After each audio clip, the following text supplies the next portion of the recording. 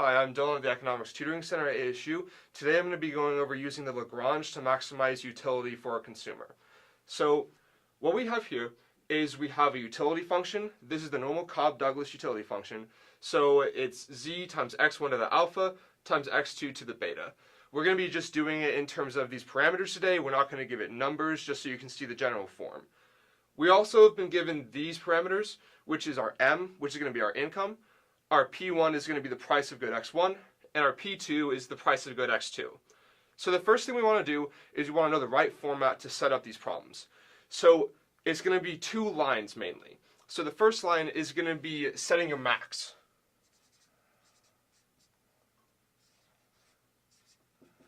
So for setting the max, I'm going to write max, and in brackets I'm going to have this utility function.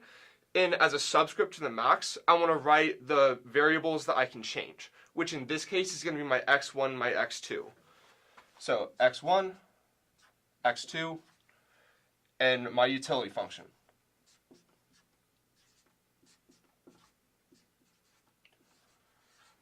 This is the correct format for your first line. The second line is going to be writing our budget constraint. Now, the way that we're going to be making a budget constraint for normal problems is saying that our income is greater than or equal to the amount that we spend on our goods. So we have our income is greater than the amount we spend, which is price 1 times quantity 1 plus price 2 times quantity 2. Now what we're going to be able to do most of the time is we know we have monotonicity, so we can just change this to an equal sign. Okay, so now we want to set up the Lagrange equation. And the way we're going to do this is the form of Lagrange is equal to what we're trying to optimize plus or minus, it doesn't matter, you can do it either way. This is going to be lambda times the constraint.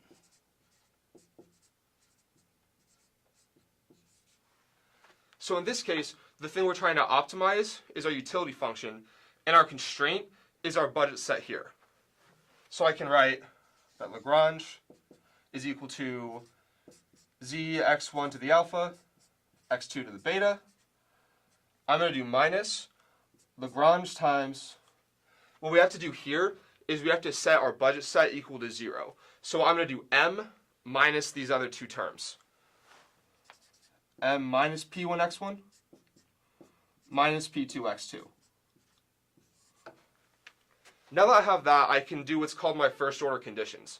So I have to do 3 first order conditions, which is just the first derivative. I have to derive in terms of x1, x2, and lambda. So remember, I'm going to do my first order conditions starting with x1. If you have any questions on how to do the calculus, we have other videos on derivatives. So my first one, derivative of Lagrange in terms of x1.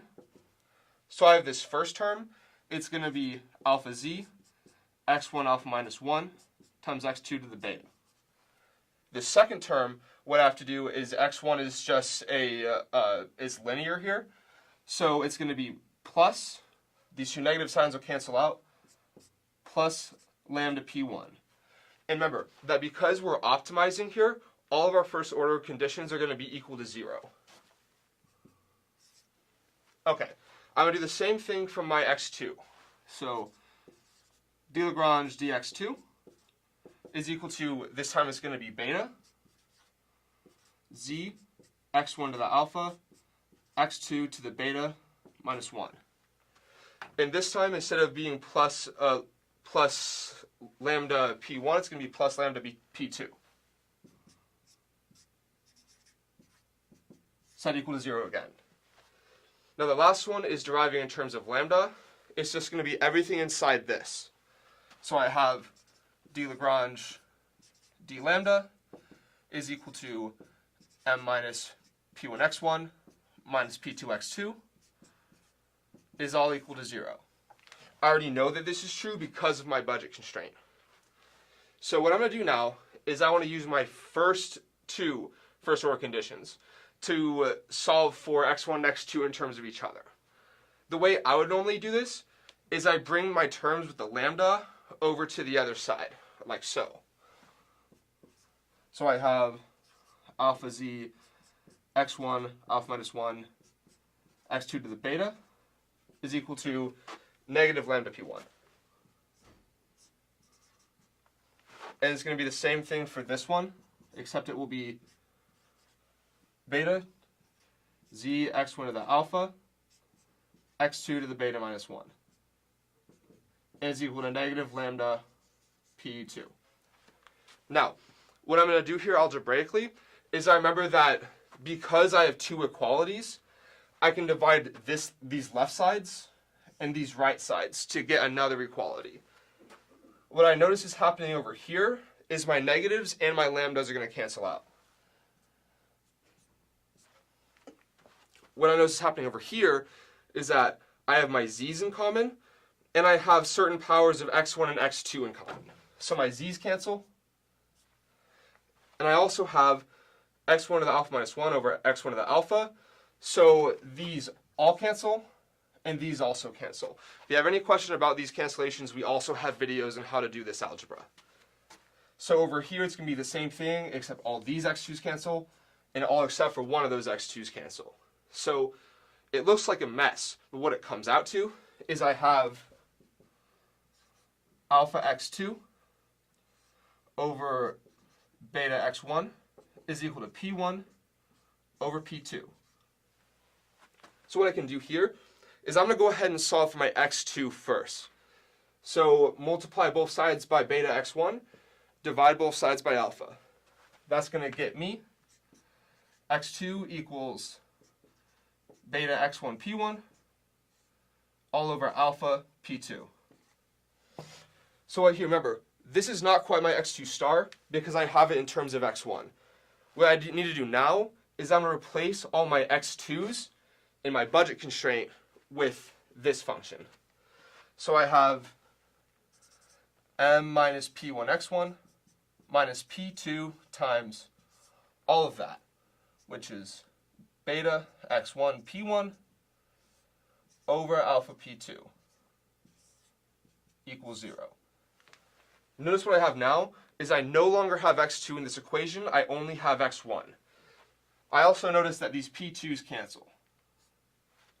What I end up getting when I solve algebraically, I get m equals p1 x1 times 1 plus beta over alpha. And so if I solve for x1 star is equal to m divided by p1 and then this bracket here, 1 plus beta over alpha. Okay, so I have my x1 down here. Now I still need to solve for my x2. So I'm going to take this x1 and plug it in over there. So I get x2 equals beta p1 over alpha p2 times this x1 value. So that's times m over p1 with this bracket.